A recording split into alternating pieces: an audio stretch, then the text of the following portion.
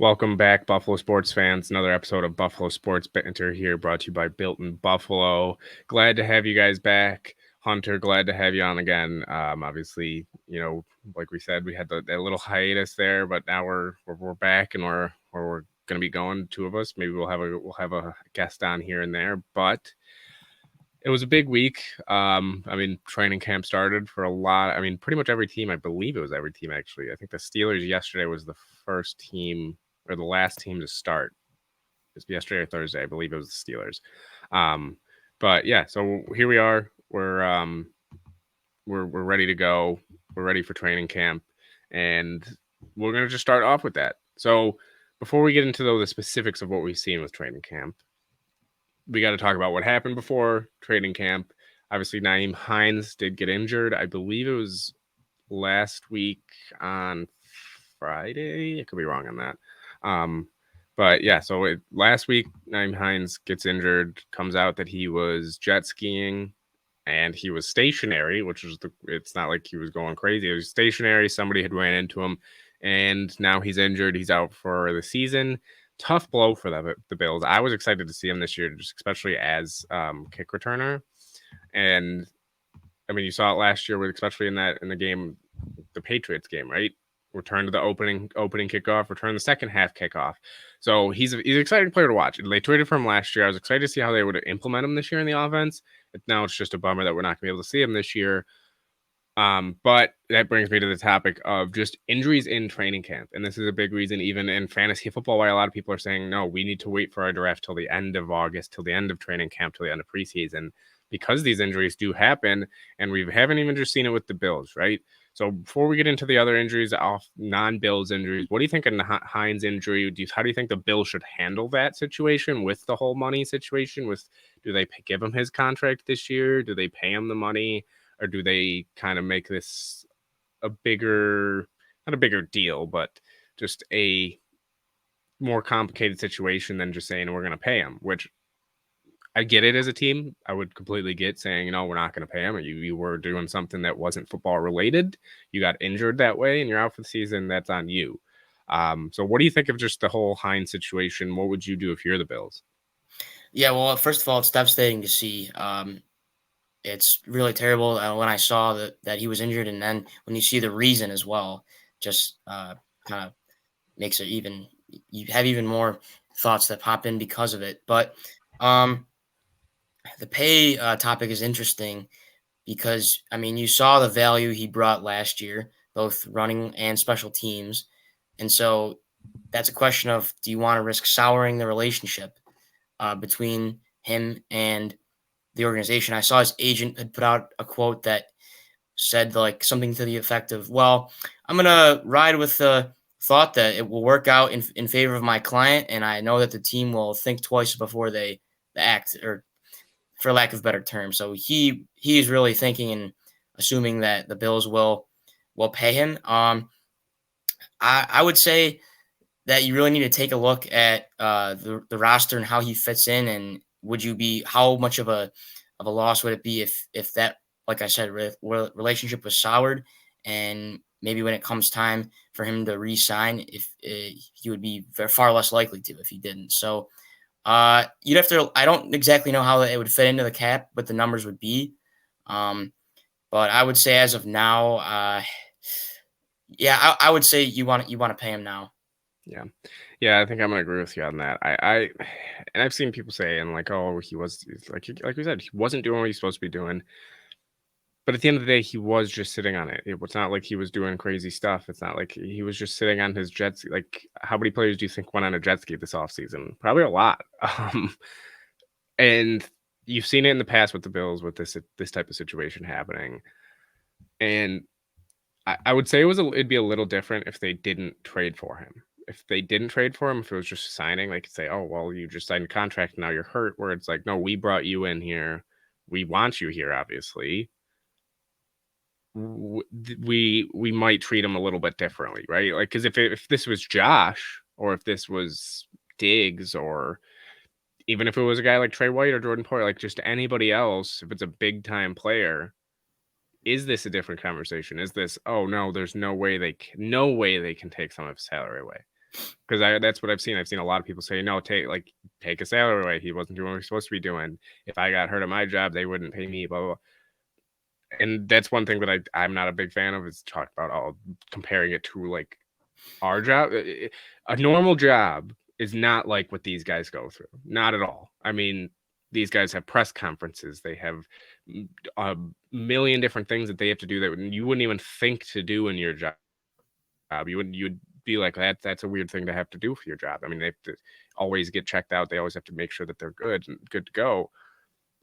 So I think that I think you do have to pay. I think you should pay them unless they plan on making a move at the trade deadline or making a move anywhere else throughout the season to bring in a guy that maybe they need that. I think it was about $3.5 million, I believe, maybe a little bit less.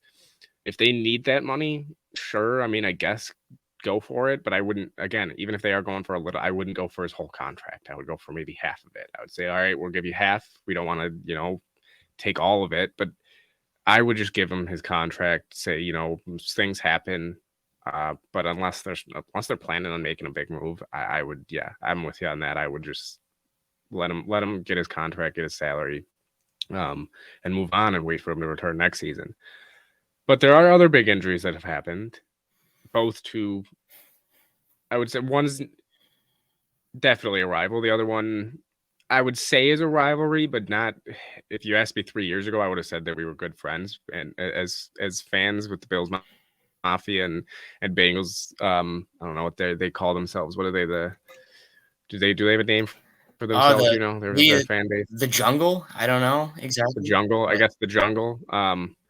One's worse than the other. First, I will just talk about the Joe Burrow one because that one seems to not be as bad. When I first watched the video, though, I don't know if you watched the video. I watched the video of him rolling out to his right, and my initial thought was like maybe he tore his Achilles, I thought it was going to be bad because the way that all non-contact injuries always just make people, I think, a little bit more on edge when you watch it because you're like, well, nobody touched him, nobody came close to him, and that was the type of video where he just rolls out and he just comes up and he starts hobbling, not even putting pressure on it, and then just goes to the ground.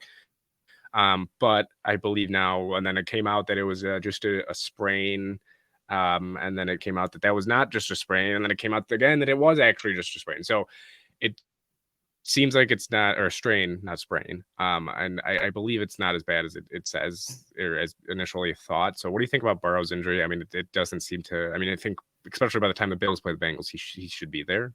So what do you think about Burrow's injury? Yeah, I saw strained calf. That is what it was labeled as, strained calf, I believe. Right? Yeah. Yeah, the video, it was non-contact. So I saw one of his teammates immediately did one of these because that's the natural reaction when it's fully on your own. But you would think maybe if they'd planned to use him for a couple of snaps in preseason, that goes out the window now. So now it'll fully be the backup, who I believe I know it was Brandon Allen for a long time. I don't know who it currently would be. But Trevor Siemian? Oh, okay. But yeah, you would think so. September 10th would that be enough time to be ready for week 1? I'm sure he'll be marked maybe day to day, and they might not announce it for a little bit. I mean, we have a month and a couple of days, or actually a month and a week about. So, week and a half even. So, but yeah, definitely not as bad as the other AFC based injury. Yeah, I mean, I think last thing on Burrow real quick before we go into the big one. I think even if he does miss like a month of the season, like he misses all of September, I don't think that changes the Bengals at least playoff status. It might change the division, might give the Ravens an upper hand in the division, but I still think the Bengals would be a playoff team. I think even if he misses 3-4 games, they're still going to be a playoff team. But back to what you were saying, there's a big injury in the AFC East. The Miami Dolphins just got Jalen Ramsey this year. And now he's out till December. And I believe there was some thought that he could just miss like a month or two, come back in October. But I think if they would have went that route, it would have hurt him long term in his career. So they thought, let's just get him the full on surgery, full reconstruction, and just let him come back in December, which I think on Miami's part, I think that's a smart move because you've already invested so much into just this defense and these your big time players, right? I mean, Dick Chubb's got, or not Dick Chubb, Bradley Chubb's got a huge contract. Jalen Ramsey, I mean, Tyreek Hill's got a massive contract. You're going to have to pay guys soon. So I think for them, it was a smart move, especially if they want to keep Ramsey, they want to keep his level of play at least close to what it's been and down the road, because he is getting older. So Ramsey, it's a tougher, I think, situation for Miami, but I think they made the right move there. What do you think just about the decision to get the surgery, say, we're going to let him sit till December if everything goes to plan, remember, because there could be some setback and now all of a sudden he's out till January, maybe even the whole rest of the season. So what do you think about Ramsey's injury? Yeah, devastating to see for Miami, but I think it was a smart call. You don't want to not do that and then maybe have him get injured again and it affects him down his career line even further. I know how it relates to the Bills is I believe it's October 1st is the first game in Orchard Park, so that would mean that he won't be available for that. But then the last game of the season actually is in Miami, so you would figure if all goes to plan, he actually would be ready for that. And depending how things go, that could be a very important battle down there in South Florida. So I think you could look at it that way too, from Miami's perspective. Why would risk not having him available for that when it could mean so much more?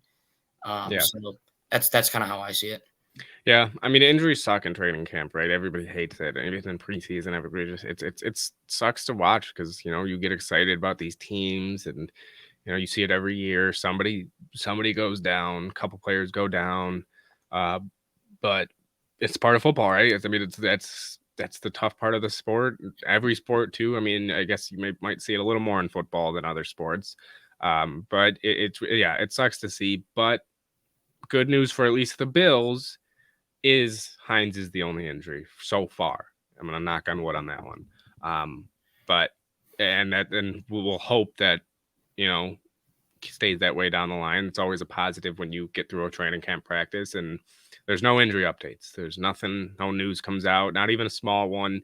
And you've seen that with the first 3 days of camp. That kind of also segues us into the last part of the Bills talk that we're going to go here is pads haven't been on yet. It's only been 3 days. So I think you'll see a lot of things change still. But we are seeing some talk in the competitions. There's some battles going on. I think we can shut down the right tackle talk. I think that Spencer Brown's got that spot locked up, so that we're not going to talk about that one. Guard, that's another one that we can talk about. Maybe we'll keep that one for next week because that one's also a tougher one because you've seen Bates in there. You've seen Osiris Torrance in there. Right? You've seen Bates even at center. Obviously I don't think he's going to take Mitch Schwartz's spot, but it's nice to be able to know, hey, we have this guy that can play left guard, right guard, and center if we need him to. But the big ones I think are right now the wide receiver battle, wide receiver 3 battle to be more specific, cornerback 2, right across from Trey, who's going to take that spot, and then the linebacker battle. We'll start with the wide receiver 3 battle because I've seen a lot of talk about that one, just especially Sherfield. Sherfield, he's been good to start. He's been really good. He's been showing out. A lot of people think so far, no, he's far and away wide receiver 3. I haven't exactly seen that so far. I mean, obviously when I went to camp yesterday, he did great. He was, he had a one-handed catch. He was kind of getting targeted a good amount. But I don't think this is by any means a runaway so far. I think Hardy is still very much in there. I think Shakir has fallen behind just a little bit. I saw him drop a few passes yesterday. So I think if anybody, Shakir's the only one falling behind, but I think Hardy's right there. I mean, he's the one that got the bigger contract out of those 3 so far. So I think that it's right now Sherfield or Hardy. So what do you think of this wide receiver 3 battle? Sherfield was even a guy that I said I could see not making the roster come week 1. That doesn't seem to be happening. I mean, I just thought out of all of the receivers, he'd be the one. I didn't think Shakir would be a guy. I didn't think Hardy, just because of the contract they gave him, would be a guy. But Sherfield seems to be, making his presence felt. So what do you think of the wide receiver 3 battle? And just all 3 of those guys so far are kind of still in the mix, but Sherfield kind of pulling away a little bit. Well, what I find interesting is the guy falling behind is the only one of those 3 that we've seen evidence of in a Buffalo Bills uniform playing. So I think that's an interesting aspect. We know what Sherfield did in Miami. We know what Hardy did in New Orleans.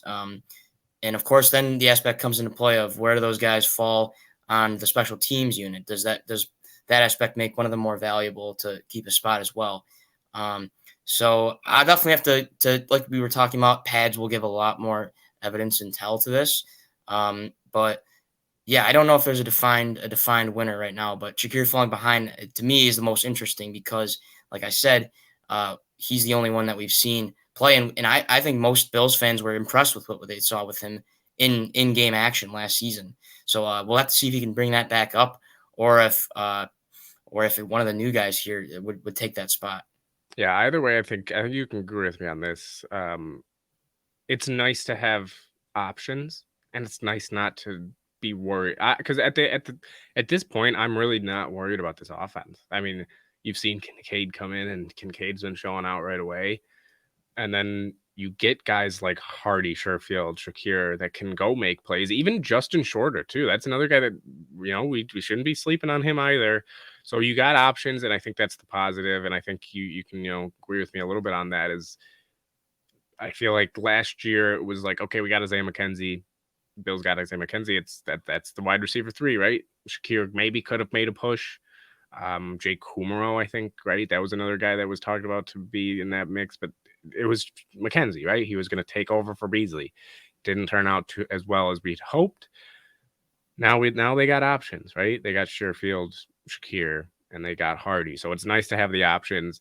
But on the other side of the ball, the guys guarding them in practice, cornerbacks, Trey White, lockdown. He's obviously number one. I'd be very shocked if anything happens from now until the day one that he's not cornerback 1.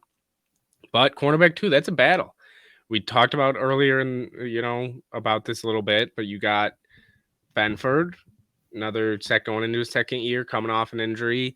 You got Elam, obviously first round rookie last year. Towards the end of the year, started making some good plays.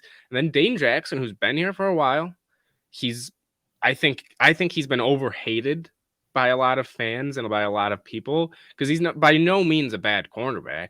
I just think he gets beat more than he's not an elite corner, so he's going to get beat sometimes, right?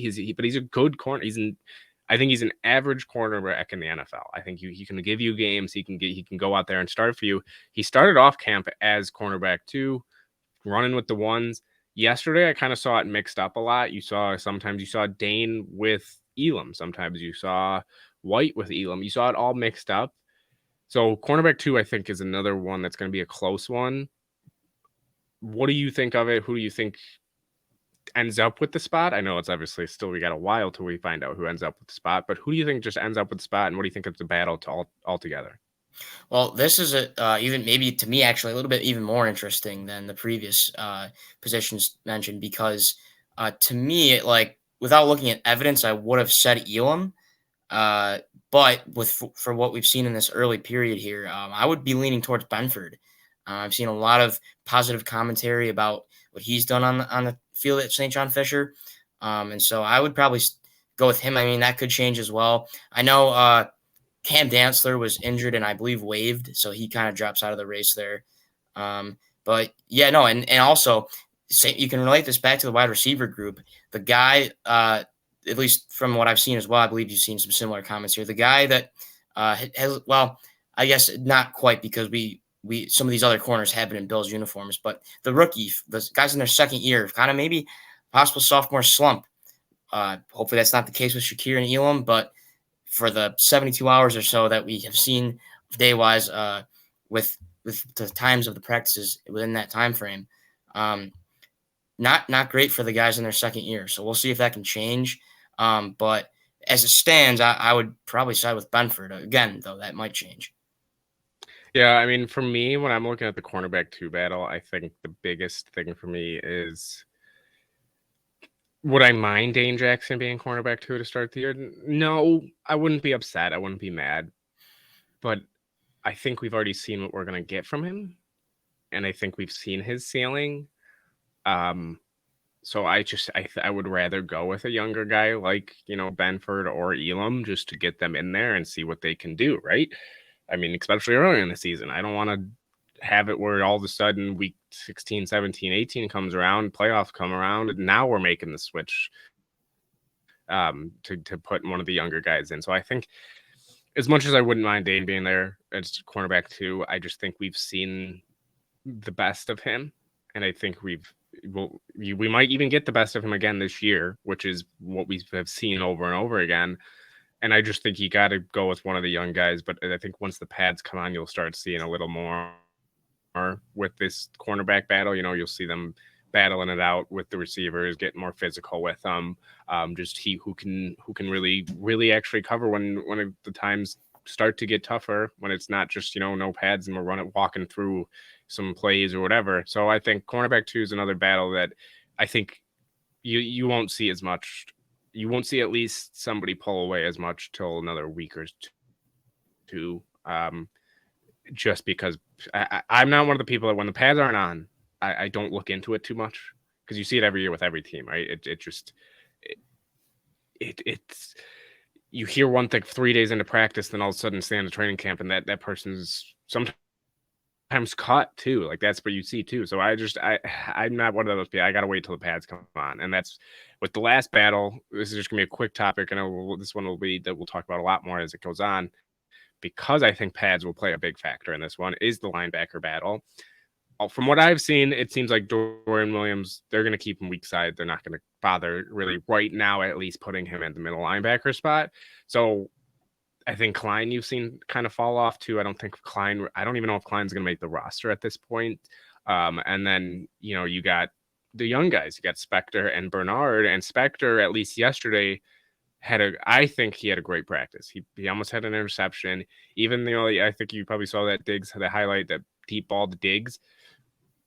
For a linebacker, I thought Spector stayed with him pretty well. I mean, for a guy that it wasn't even his 100% his job to be there, I thought he covered it pretty well. I mean, it's hard, especially when you have Josh Allen, Stephon Diggs. Not many people on the earth can guard that. So I think the linebacker battle, you'll see a lot more especially as pads come on. But what do you think of the linebacker battle? And just another rookie, maybe not making his mark at middle linebacker. Are you shocked, even with Dorian Williams not really being a huge part of the conversation for that middle linebacker spot? Yeah, I thought when he was drafted, he was supposed to be slotting right into what Edmonds left open for the taking there. But as it stands now, and again, it's only 3 days of evidence, but it seems like you mentioned that might not quite be where he slides in. So I really support seeing Balon Spector kind of coming into his own. I remember he was selected a couple of years back, one of the mid rounds, if I'm not mistaken. So I think it would be if he can keep this up and staying on pace with a star wide receiver when it's not your primary job as well, that's pretty impressive too. So I would say that it'll be interesting to see what happens. But the main takeaway I would have is hopefully Williams is still going to be productive in this, maybe the new side where many didn't see him going to. But if that's where he's going to be, then we'll support him fully there. Yeah. Well, I mean, a lot of competition left, a lot of battles that will still be fought here in camp. You obviously see some fights every once in a while too in training camp. Travis Kelce's gotten into 2 days in a row. Has gotten into one. Haven't seen one at Bills camp. We saw one last year with Jordan Phillips and Josh Allen a little bit. But it'll be a battle, right? These guys are fighting for their jobs, right? They're fighting for their jobs. They're fighting to get that next contract for some of them. So there'll be a lot going on, especially once the pads go on, which I believe is tomorrow, which we're recording this on a Saturday. So Sunday, I believe, is when pads go on. So we'll see it tomorrow. They do have an off day today. But yeah, we'll see what happens throughout camp. But next topic, we're going to go on to a little bit of UB Bulls football. It's getting going. We got about a month till we get started here. Excuse me. But last year, they had a solid season, right? They won a bowl game, which is, I think, the goal of most college football teams. I mean, some of them like Bama and Georgia, their goal isn't just to win a bowl game, it's to win the whole thing. But for a team like UB, they want to just win a bowl game, right? So standings though last year, they were second in the East Division, right behind Ohio. They finished 7-6. Ohio finished 10-4. You had then Toledo in the West Division leading the way at 9-5, with Eastern Michigan at 9-4 right behind them. So they had a solid season last year. Again, 5-3 in the MAC. They finished the year on a 2-game win streak. They won a bowl game. What was to you the biggest games last year that stood out to you that really made their mark because they struggled in 2021 heavily. Right, they were not a great football team, and this year they had a good year. So what games last year really stood out to you, just for their whole season and just their story last year? Right. Yeah. If we take a look at the schedule, it's crazy to say that they started off 0-3, yet were able to come away victorious in a bowl game. Of course, only needing 6 wins to become eligible. And that's what they were heading into the bowl game, 6-6. But the one that I have to point out was, I'm not sure if people remember this. You probably saw it on some highlight pages on Twitter and maybe Instagram, but they lost to an FCS team in Holy Cross on a Hail Mary in the second game of the season in Amherst. That was really concerning as a fan, if you are, to lose to a lower division team, and it was just a crazy play. I remember that. I'm not sure if you remember seeing any of that. I think I did, yeah. But that was really interesting. But then on the positive side, to put a 50-piece in the gray turf, I should mention, in Ypsilanti, Michigan versus the Eagles of Eastern Michigan, 50-31. I think that was actually the first win of the season to get to 1-3. I think that was pretty important for them to turn that culture around. And then I think for a home win, to beat Toledo by a score 34-27 on October 22nd, actually, that was the team's that capped off a 5-game win streak for the team. So I think that was really important as well. And then you have your last regular season game of the year to win by a point, one singular point versus Akron to become eligible. And then you win the Camellia Bowl down in Alabama by 2 versus Georgia Southern. I think that was great. I remember watching that. So I think there's a lot of potential to build off of the 7-6 year this year. Yeah. I mean, UB football, it's had its ups and downs, right? We've seen them at doing well. We've seen them really not really struggling, really, really bad. And now we're here this year, and they're kind of being, I don't want to say slept on, but people don't think they have too much of a shot to now win it this year, win the MAC conference this year.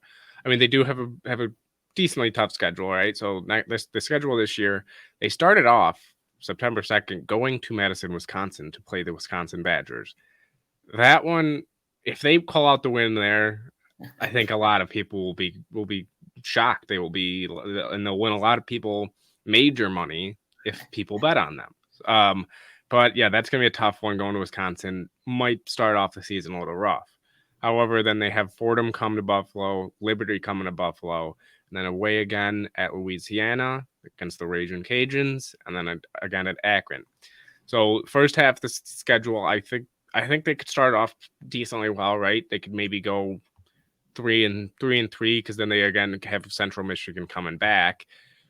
Then you finish the season, Bowling Green coming to Buffalo for the homecoming game, then to Kent State, to Toledo, home versus Ohio, at the University of Miami of Ohio, and then you finish the season with Eastern Michigan coming back to Buffalo.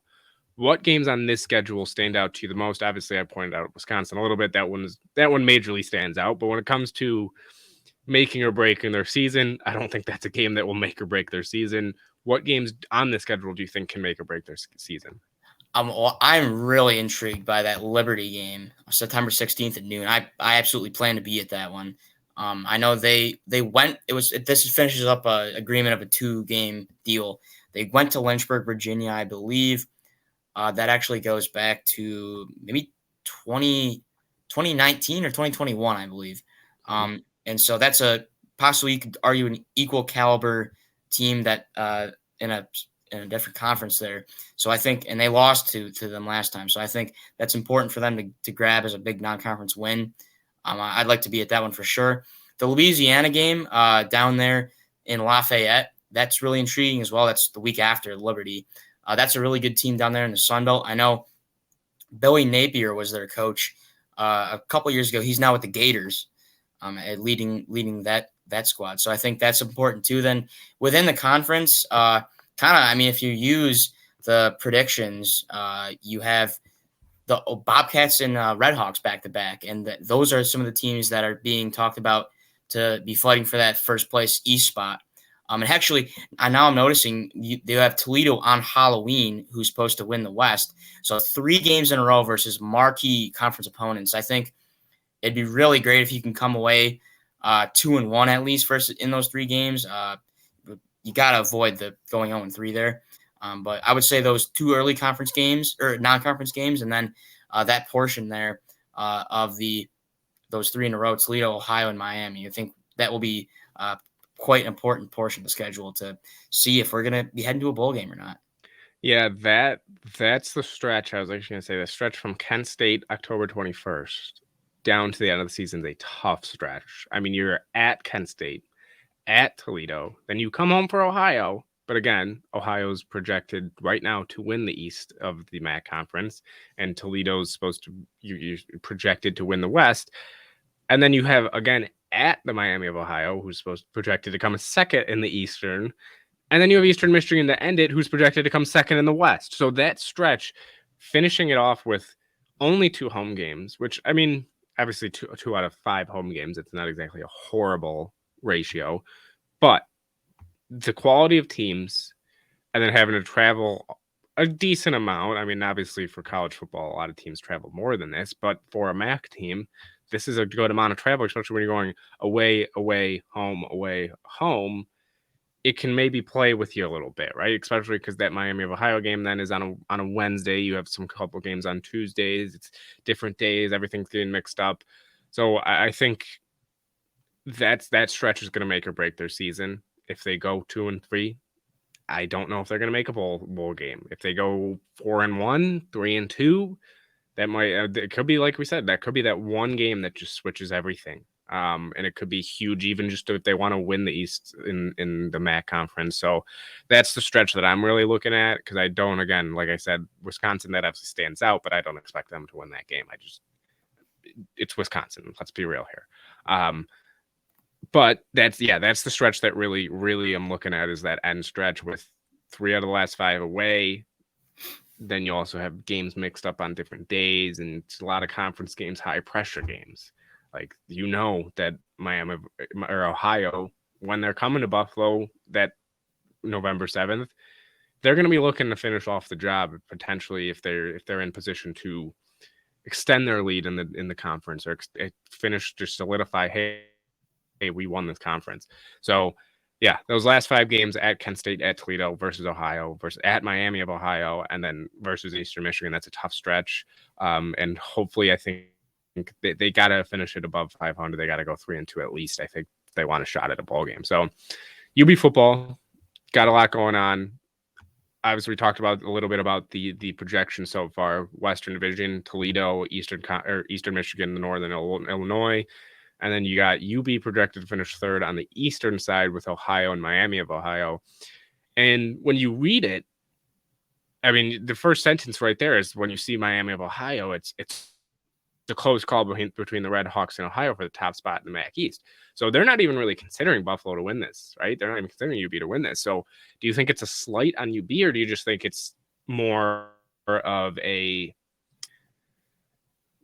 I don't know what the word I'm looking for is. Is it more of a?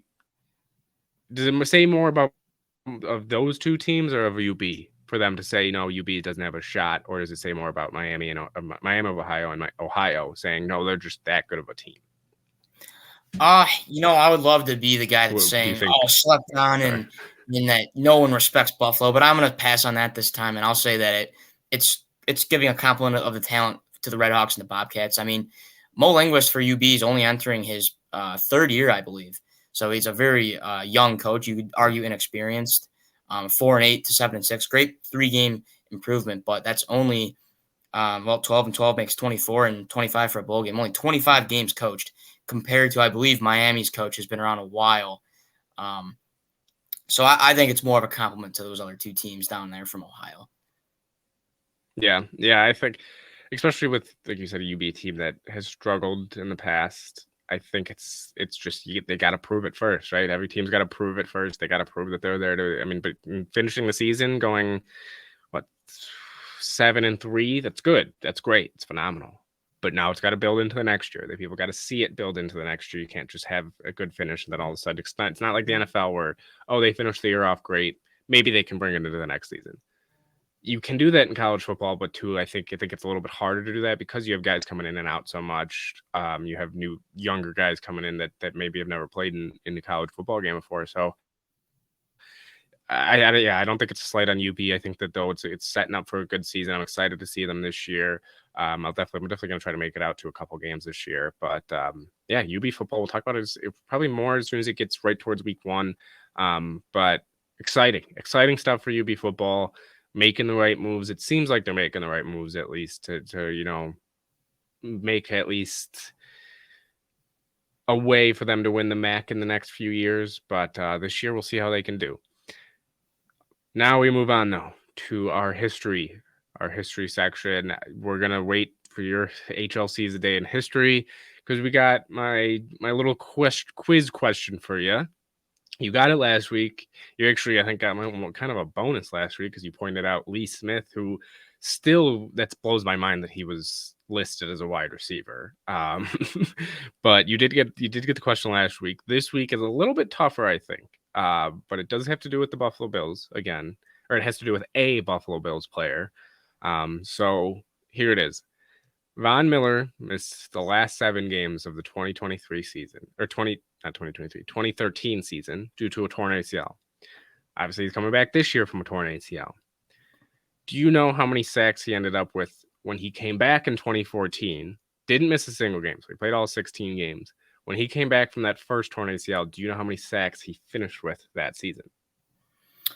So the 2014 Broncos year, that trying to compare that to their Super Bowl victory over the Panthers. That's going to be definitely not that season. So then if I look and remember them getting blown out by Seattle, if my memory serves me correct, it was close to that season. I don't know if it was that season. I'll leave it at that for that. But sack-wise for Von Miller, I don't have a slightest this tells me that I would definitely pick this number. So I will go, as I know that you can actually count sacks with half numbers sometimes. So I'm going to say 16.5. That's close. That was a good guess. Close. He has actually only finished with over 16.5 once in his career. And it was the year before his torn ACL. He had an 18.5. He was close, though, the year after. It was actually his 3rd highest total ever by a half sack. He almost tied second by a half sack with 14 sacks. So solid season. Close, though, off by 2.5. So hoping for that this year, I think. I think a lot of Bills fans would be very happy if he ends up with 14 sacks this year, especially off of a second torn ACL.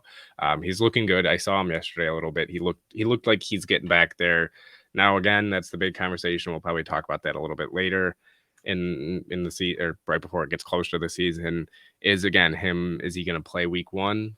Who knows? Von seems like he wants to play week 1. He seems like he thinks he'll be ready.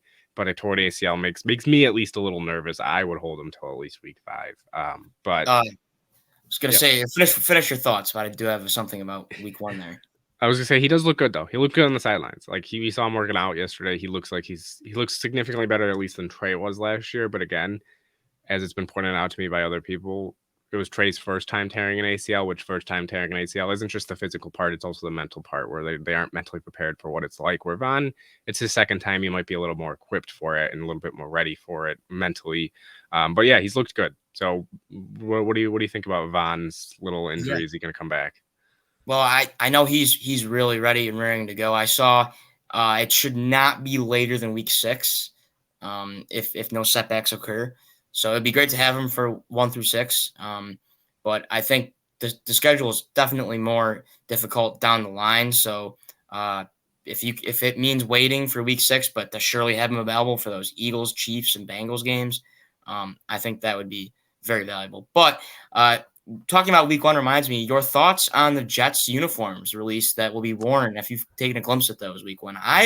Compared to some of the other ones, I don't really care for them that much, but I know they are historical. It's part of the New York sack exchange throwback.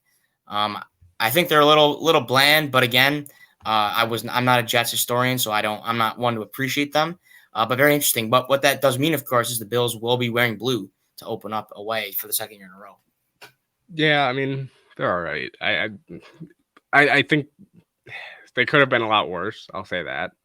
But I think they also could have been a lot better. So I think they're all right. I'm not going to say that they're that bad because I've seen plenty of worse uniforms come out so far. I've also seen a lot of better ones, like the Houston Oilers uniforms, which I'm not going to get into it, but they should be worn by the Houston Texans. That's all I'm going to say. But yeah, so I think they're all right. We'll see what they look like, I guess, on TV in week 1 officially when they're wearing them. But I think they could have done a little bit better. I think they could have done a little bit better, but they could have done worse. So I'm not going to say that they're the worst uniforms I've ever seen. But yeah, we'll see what they look like week 1. Now I think it's time for I don't know if you can hear that, but a little drum roll. HLC's Day in History every week, and everybody knows how much everybody knows at least how much I love it. So we got HLC's A Day in History. What do you got for us this week? All right. Well, as it's common practice now, we'll refer back to this date in Buffalo sports history because they always have something. It never fails. I swear it never fails. So a little bit off the beaten path this time, but I think it'll be pretty funny, pretty give a chuckle perhaps. But on this day back in 1936, so that's going to be, I believe, 87 years ago. Boxer Joe Church from Batavia, so about 45 to 50 minutes from Orchard Park. I know that for a fact. I actually drove through there coming back from Syracuse yesterday. He was an alternate on the Olympic boxing team. He was actually ordered home from the Olympic Games, which were in Germany this year, 1936, after being accused from swiping a camera from a store. So little petty larceny, petty theft there results in him losing his chance to compete in the Olympics. He was an alternate to begin with, but even if there was an injury or a dropout, perhaps, no more chances for you, Mr. Church, as your deceitful actions have required you to be flying back across the pond to Buffalo. I find that pretty funny. But it comes from Batavia, so it qualifies as Buffalo related. This might be the first negative one, or at least negative Buffalo one that we've had. I'm trying to think. I don't think we've had other ones. That one, man, I don't even think. Even if he doesn't, like you said, even if he didn't participate, still he's missing out on that experience to just at least be there with his team and be there with the see that maybe if his team, I don't know, maybe that year I'm gonna actually look it up. 1936, you said boxing. Yes, Olympics. and I believe that heavily involved Hitler, and I believe that could have been the year with the Jesse Owens story. I believe him and Hitler obviously not being on the same page there for obvious reasons, but I believe that would have been the same Olympics. He did miss 2 of his teammates getting up there for a medal. Jack Wilson won silver, and then Lewis Laurie won bronze. So he got to miss that experience. But yeah, like I'm looking, there's a couple. They didn't get a gold, but you've had Italy, you had Germany win 2 golds, France won 2. But yeah, that's like the part is you miss that. You miss that, right? You miss being able to say, "Oh, I got to watch my teammates get a silver medal, bronze medal, or even I got to see certain other people, get gold, whatever." That is crazy. I want to know the reasoning now. Like, does it say the reasoning of why he did it at all? Not in this tweet. You have to wonder if he was just being kind of thought he was a big guy in a new country and he can do what he wants, or if there was actually like a purpose, like I need a camera immediately. So I don't know the reasoning on that. Maybe the grandchildren were told down the line of the Church family. But yeah, it's definitely something that you don't want to do. And I'm not to get too dark or deep here, but it kind of almost reminds you. I don't know if you've ever heard the story of Otto Warmbier in North Korea who stole a poster, wanted to take it home with him back to America, and then that was found as such a terrible offense. He ends up dying in North Korea, thrown in jail, and not given proper medical treatment.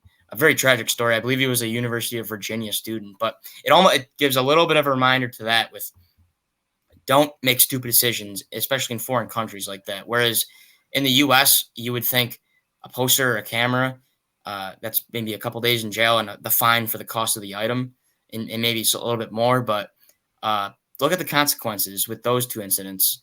I mean, you've So seen it over and over again with the athletes going to different countries or anything, and even in the Olympics, right? You saw it with swimming with Lochte and them, and we've seen it with even the WNBA with Brittany Griner, and you've just seen it time and time again. And that's one thing I think athletes need to get. They need to be more informed about these countries beforehand. And now, again, I don't know if that's their fault. I don't know if it's the U.S. swimming team's fault for the Lochte. Like, I don't know, because I obviously don't know the whole story with it. But yeah, those are the things that you can't mess around there, especially even people coming here, even people coming to the U.S., right? There's different laws, right? Certain things can get them in trouble where maybe in their country it wouldn't get them in trouble there. So they just you got to be smart, right? You got to know beforehand. But missing a camera, I think either way, or stealing a camera either way, I think would get you at least punished by the U.S., even if it wasn't like one of those things where he has to leave the Olympics. He's probably off the team either way, because that's something that maybe the U.S. wouldn't want on their team. But wow, that sucks for them. The bad, well, I guess that it was bound to happen, right? We were bound to have one that was kind of negative towards Buffalo. I guess it's not negative towards Buffalo, just kind of is, but it was bound to happen. So, I mean, that's a good one though. That's a good one. Again, it made me laugh a little bit, because it's just like, why do that? Why? Like, you're in the Olympics, man. Like, there's just no reason. But yeah, there's HLC's day in history. There's another good one today. Got to run through a little bit of Bills, a little bit of UB Bulls, a little bit of Batavia boxing, U.S. Olympic boxing. But yeah, so that's going to do it for us. Hunter, before we hop off, you got any last comments, words for the listeners? Well, so tomorrow I have a dive into my personal doings. I'll be headed out. Not going to get there tomorrow, but en route to a place that our city has come to find as somewhere that we don't really especially love. You actually just were in this place yourself. I know that for a fact. And now I won't be going for the what relates to Buffalo, but I'll be right next to it. I'm going to be out in Kansas City for a Royals game. But of course, next to Kauffman Stadium is Geha Field at Arrowhead Stadium. So I'll be sure to take a look and possibly do a little pondering about what might happen there come December 10th. So yeah, looking forward to it. I mean, it's a good play. I didn't get to stay there too long now. Like, I ended up having to drive to Kansas shortly after. But yeah, it was. I hope you have a little fun. Well, we all hope you have a little fun there, and we hope that if you run into Patrick Mahomes, you tell him Josh is coming. But yeah, so have a safe trip, travel safe, and everything. And yeah, we'll see. We'll have next week. We'll have a little show here, probably a little more Bills camp, a little bit. Maybe if there's some Sabres news. Obviously we got then even college basketball is coming up too. So we got a lot coming up. This is where it starts to get busy, right? Once training camp hits, everything's full swing now. Here we go. Buckle up for everybody. But yeah, thanks for listening, everybody. Be sure, again, like I always say, like, comment, subscribe. Check out the other live shows they got going on. They're great guys. Everybody, they're men and women. Sorry, I didn't mean to single anybody out there. But yeah, great shows for everybody. And we'll see you guys next week. And hopefully, I'm going to knock on wood again, no injuries again for next week. So we'll see what happens. As always, go Buffalo. And we will see you guys next week.